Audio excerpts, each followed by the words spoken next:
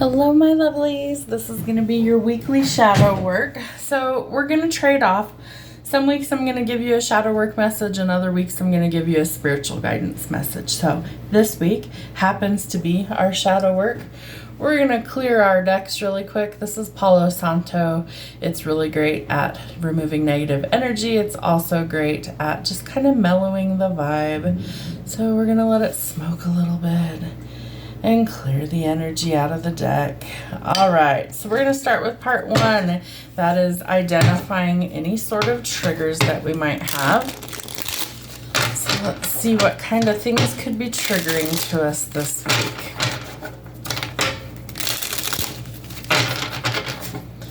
All right, Spirit, show us what triggers we're working on releasing this time. Parents. What was your relationship to your parental guardians like during your teen years? Interesting. Failed relationships. What is a common thread in your failed relationships? Censorship. What causes you to conceal or censor yourself? Inner child. What is the relationship between your shadow self and your inner child? Childhood trauma. What experiences did you have as a child that impacted you in a negative way, and why was it so traumatic? And inner child. In your childhood, what did you not receive, and how has this impacted you? We're going to do two more of these. Fears. Do you have any unexplained fears or phobias, and could they be connected to your shadow self? And family.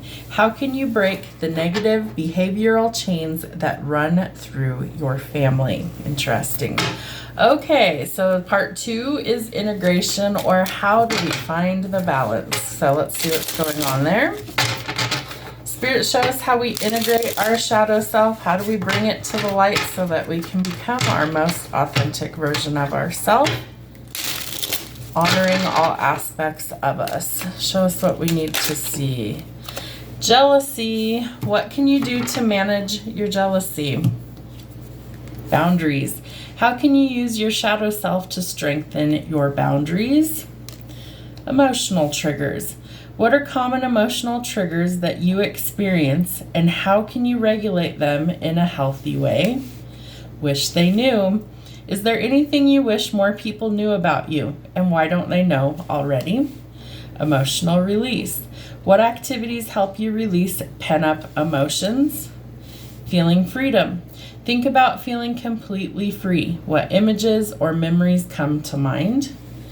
Life vision. What do you want your life to look like, and how do you want to feel each day? And repeat. Every part of me, light and shadow, contributes to my wholeness. Say it one more time.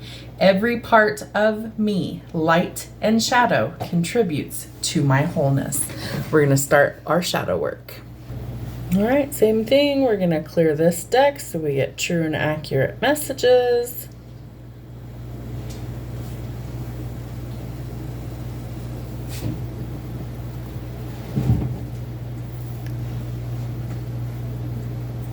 All right, Spirit. We're going to start with our shadow side, the side that's hidden. Let's see what we need to know. What's happening for my collective? What do they need to know? All right, these ones popped out. So in this deck, it's a tandem deck. You have light and you have shadow cards. These are the shadow ones. So we don't read any reversals in this deck. We treat the shadow side as if they are reversals. So we're going towards a period of recovery. We're going to be able to pay our debts on time. We're going to be able to have enough to basically take care of ourselves, our responsibilities financially. But this could also entail letting go of something or someone. Maybe something that was not good for us, something that maybe left us in this period of upheaval. So we're going to close out that chapter. And the Ten of Wands tells us that it's a good thing that we close that out because it left us extremely confused in the past. And so now we're working on finding the truth and finding the clarity in order to let things go. And part of that involves us maybe traveling, moving, or relocating. So kind of getting out of survival mode, getting out of toxicity, going towards calm and peace and clarity as opposed to any sort of negativity. So I feel like with the Ace of Coins here, the serpents is the coins, I feel like we have something that we feel like we missed out on, like maybe a work opportunity. Maybe we thought like a job was going to be something and it didn't pan out that way. So I feel like the Ace of Coins is telling us that we didn't really miss anything. If it's meant for us, it's going to circle back around. What's funny is we're in the year of the wood snake or the serpent, and this is serpents here. Magnus is chewing on a bone. Let me get that 1 second. All right, so I feel like we are going through almost a renewal process here. You know, infinity, if we hold this on its side, it's the infinity symbol, right? So we're going to have some sort of renewal in our finances, I feel like, this year. Maybe things haven't been so great. I do think they're going to improve. This is usually seen as abundance, right? It's a gift from the universe. So nothing meant for you will ever pass you by. Know that going forward. I do think with the Five of Cups that we're starting to shift our perspective maybe on love and relationships. And I think that that's a really good thing because this is kind of doom and gloom mentality, right? So the Five of Cups tells us we've got to see the bigger picture. We've got to shift our perspective. Not all hope is lost. There's something there to salvage. The question is, do you want to? The Six of Coins tells us that we may have made some bad decisions financially in the past, so we want to be more careful going forward. Maybe we were scammed, maybe we were manipulated, maybe we made bad choices, but this is telling us that we have the opportunity to turn those things around, but we've got to see the truth for what it is. Don't make poor decisions. And then we have the Ace of Cups. So I feel like there's been some sort of disconnect when it comes to love for some of you.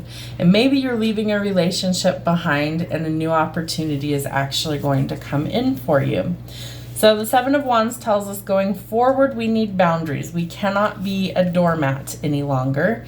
The Emperor in the shadow, not so great. He's not in his masculine energy in this aspect. So he's biting people's heads off. He's a little arrogant. He's not in his divine energy, and he needs to be. So we don't want to deal with the Emperor when he's like that. He needs to go fix himself. It's not our job. And the Seven of Swords tells us that any sort of deceit, manipulation, drama, bullshit, chaos is going to be revealed to us so that we are able to navigate what direction we want going forward. But we might feel a little bit weak, and so that requires some strength and courage for us to overcome. What's funny is she's playing like, you know, she's the snake tamer there. And so I feel like you're going to kind of tame the beast. I feel like this year is going to be a good year for most of my collective, and I feel like you're going to finally start making some forward progress. All right, so how do we bring the shadows into the light? What do we need to see? How do we find the balance here? All right, Spirit, show us what we need to see to find a balance again. What do we need to see to find the balance? Ooh, okay. So I like that. So we're going to get some sort of blessing, basically a financial blessing. You also have the Six of Coins here. So we're learning from our mistakes financially, right? We're being smarter with our money. Love that. So keep doing that. You're going to be blessed with something that is more than enough to go around, cover your expenses, and be a blessing to others or be charitable to other people. I do feel like some of you, we had the Ace of Cups down here, right? So you guys are leaving something that doesn't serve your highest good, and you're going towards a perfect fit. This is union. This is soulmate type energy. I feel like you're really burnt out and exhausted, right? I feel it too. So the energy as a whole is shifting. It's going to start to get better about mid-February. So around like the 23rd, well, that would be more towards the end of February. So we've got like 2 weeks really until things kind of start start to get back on track. So rest where you can, because I feel like things are going to get exponentially more busy for you. And the Eight of Wands tells us there's lots of communication. Could be between you and a new romantic partner. I do feel like some of you are going towards marriage and commitment by the end of the year. Mark my words, I'm telling you, we're going to start to see a lot of people come into union. They're finally figuring out their crap. They're taking back their confidence. They're going to be kind of like standing out from the crowd. And so are you ready to take a step in a new direction? Really watch where you're going, though, because the next step that he's about to take could be a doozy, right? He's going to fall off that cliff. So the Fool tells us that we need to look before we leap. Don't just rush into any old relationship thinking it's the one. Take your time, get to know them, figure things out. But I feel like there is new prospects coming in, and it does lead to commitment. The Hierophant, the Two of Cups. So we definitely have something new that we thought we missed out on. It's circling back around, just like I said. And the Hierophant tells us this is part of our growth and spiritual ascension. So things are kind of coming full circle for you this year. The Hanged Man tells us that we have to see things in a different way to set ourselves free. If this person was to bend up and untie the little noose around their foot, they could set themselves free. It's not an impossible task, but you have to see that there is a way out to get there. We have the Empress. She's in her divine energy. So I feel like the feminine side of the equation is really diligently working through her bullshit. She's finding her confidence. She's willing to stride out into new territories. She wants love and commitment in her life. She's also working very hard on herself as well as building her empire. And I feel like she's nurturing herself and the things that she wants to grow. And that is bringing in balance for the divine feminine. Love that. All right. Is there anything else that's hidden from this equation? Yes, there is. All right. So we have the Queen of Swords. So she can be quite cold. I feel like she's realizing that you catch more flies with honey than you do with vinegar, right? So she's learning to embrace her softer side, stand in her feminine energy, and be less abrasive to those around her. She may or may not have a lot of options. I feel like she doesn't want a lot of options, honestly. I feel like she really wants her one true partner. She doesn't want to settle for less than that. They're giving me not my circus, not my monkeys. Like, she doesn't want the chaos anymore, right? She desires peace. She needs rest. And I feel like she's trying to find the balance so that she can have those things. I do feel like there's been kind of a financial downfall in the previous years for the divine feminines. I feel like financially there's been a lot of struggle, and I feel like that's why they're trying to focus more on work than on love. So the Page of Coins tells us that we have to plan or set some goals. You can't just expect that you're going to come into abundance if you don't work for it, right? So you've got to do the work to get there. And then the Eight of Swords tells us that we've got to quit this pattern of overthinking, right? We have to go towards balance, and that's the only way that we're going to actually make progress. And then the Seven of Coins tells us that we have to decide whether it's worth our time or not. For some of the divine feminines, I feel like you're going to call it quits with a long-standing situationship, partnership, karmic partnership, because it's just not a good fit any longer. With work, I feel like things are changing for you this year as well, that you're putting in the effort on things that are important to you, things that actually matter, because you know that the only way to achieve your abundance is to work extremely hard for it. Again, there could be some things from the past that were closing difficult or old cycles, letting go of the toxicity, temptations. I feel like there may have, been a lot of people kind of vying for your affection, but they aren't a good fit for you, and you realize that. So we're saying no to codependency, toxicity, and repetitive, persistent cycles. We need somebody that's more balanced, right? And so the King of Cups, I refer to him as the ideal father figure. He's nurturing, he's loyal, he's protective, he's somebody that wears his heart on his sleeve, and he's nurturing, and I feel like you need that. So somebody is coming back. I feel like this could be the temptation, the Knight of Wands. but it's going to take teamwork to make the dream work, and we've got to say no to the toxicity. We've got to get out of that energy. How funny, this is in the wrong deck. So are you struggling with your confidence? Because that might be something that's an issue. You know, you might be struggling with confidence. Maybe you went through a breakup and ending, and it's like, oh, I don't know if I'm ready to put myself out there again. All these people are kind of like a cesspool. It's not really a great dating scene, but there is some sort of positive change, positive news. You might be seeing the numbers 3-3. That's a divine number. Definitely look it up. All right, so the Three of Wands tells us that our ships are coming in. The wait is almost over, but we're going to be skeptical this time in all areas of life, not just money, not just love. We need to be skeptical. Remember that if you want love to come in, you're going to have to lower that sword eventually to let down your walls and let them in. And I feel like when the right person comes in, that will happen quickly.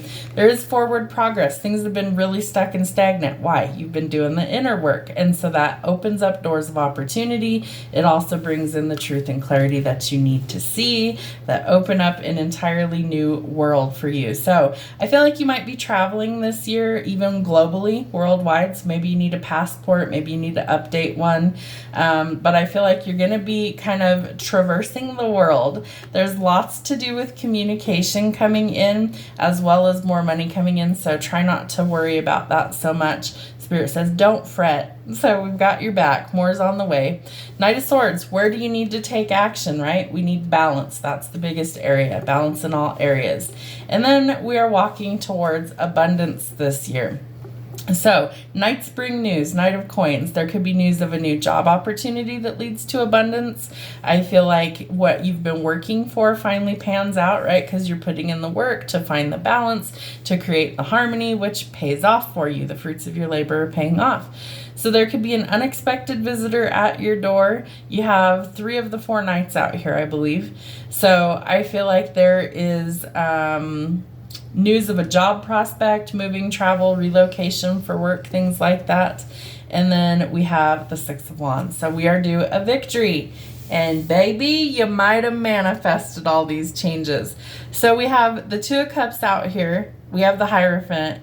I do feel like Spirit is going to usher in an entirely new world for you very, very soon. And these are all changes that you've manifested. So if you're doing the work, expect a victory, because I feel like you have a lot of really beautiful changes that are coming in as soon as starting this week. Have a great week.